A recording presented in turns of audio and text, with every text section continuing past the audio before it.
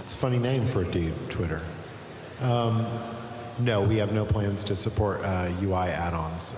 We feel very strongly that what makes Diablo work is the simplicity of controls, straightforward design, and UI mods are glorious, wonderful things, but one of the side effects is that they vastly increase the complexity of your control systems and your user interface, and we don't have any intention, we don't want to do that with Diablo 3.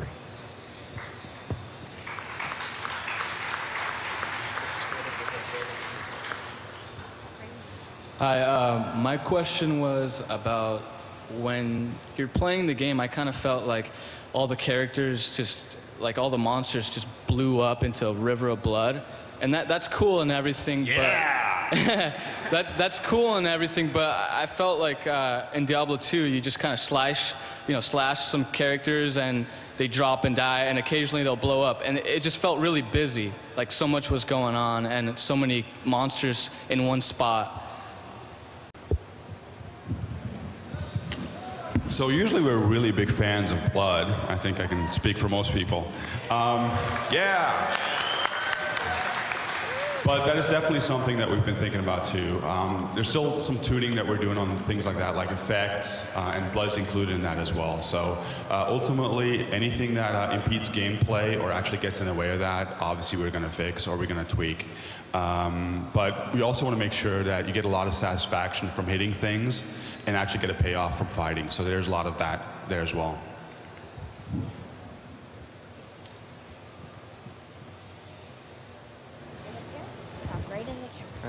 Yeah, my question was every time like you stun someone with the barbarian, like the little words have to pop up above their heads, and it seems like that kind of takes you out of the immersion, kind of like in WoW. And I was wondering if there's a toggle off or if you're going to keep that in or anything like that. We have toggles for some things that come up. Right now, that's not one of them. It's always been our focus to be gameplay before anything else. Before even immersion, and what we find is when we put in some features, there's just no other way to telegraph them but to use a bit of UI. That's a last course of action for us, but we have no intention of removing things that we think are necessary to play the game just because someone says, well, I'm slightly less immersed. For us, at the end of the day, it's still a game, and that's the most important thing. The fact that the game is very, very playable, it's very easy to understand what's going on. There's nothing really that can trump that for us.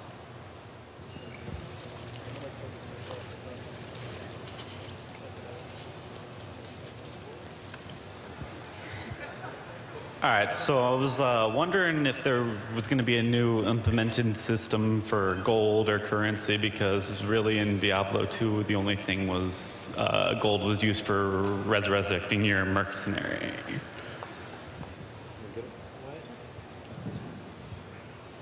That's a good question. The reason that gold lost its value or had diminished value in Diablo 2 is pretty involved. It had to do with the amount of gold that you got relative to the amount of gold that you could hold, the trade system. There's definitely a lot of lessons that we've learned, not only from Diablo 2, but from World of Warcraft as well. We have a lot of ideas in mind. We would very much like for the gold currency to be meaningful and for players to take the steps that we need so that gold becomes an actual trade currency rather than, perfect skulls or Stone's Jordan or whatever. So we're definitely looking at that.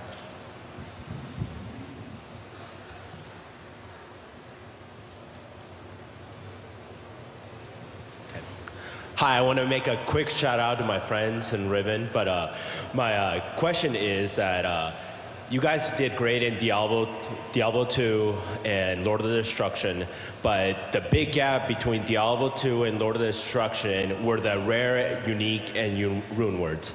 The rare items in Classic were great. They were better than uniques. Not everybody had the same unless they were duped. And in Lord of the Destruction, everybody had Enigma and whatnot.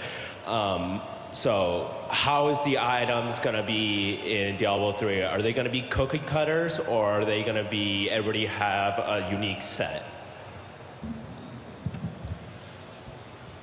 I think that the randomly generated items are the heart of the item system in a game like Diablo and Diablo Universe. It's definitely the desire that the random yellows, rare items, have the potential to be better than the unique ones. Of course, it's always tough because it's a tricky balance issue between making a unique or a rare better one versus the other, because some people would rather the uniques be better and some people would rather the rares be better. I think that the key for that, for us, is to maybe look at other roles that the uniques could fill.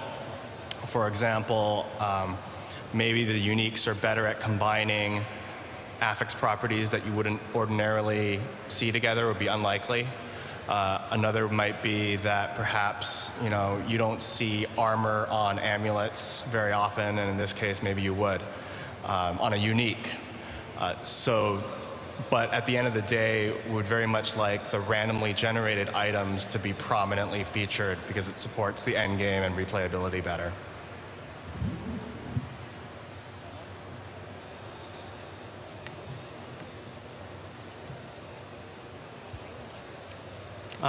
About the party search system, will it be automatic like in the demo which I just played?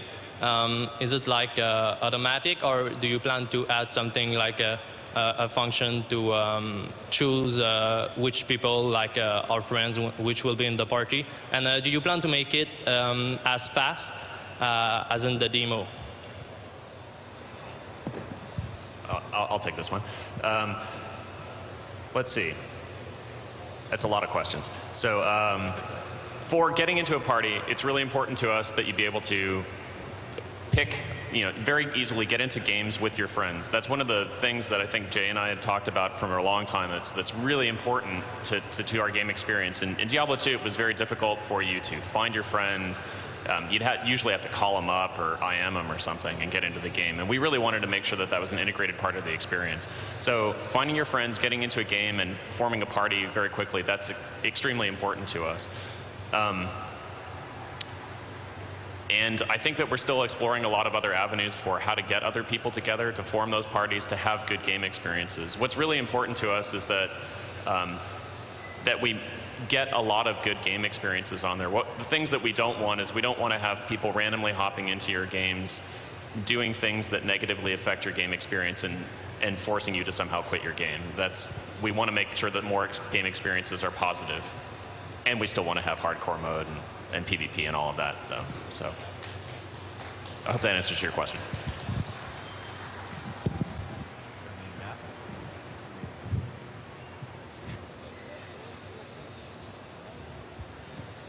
Yeah, I was wondering, how are you guys doing town portals, waypoints, or some kind of instant transport system? And what exactly is your development process behind that?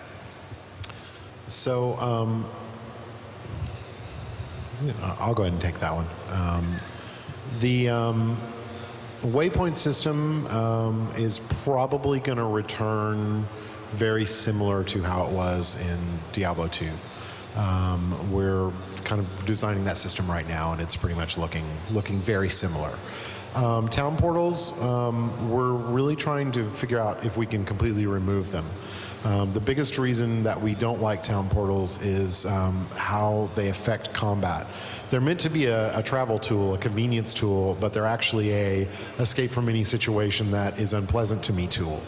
And when you have something like that, it not only kind of incites some not really fun ways to play the game, actually, on the player's part. I mean, they're using the tools that are given to them, so rightly so.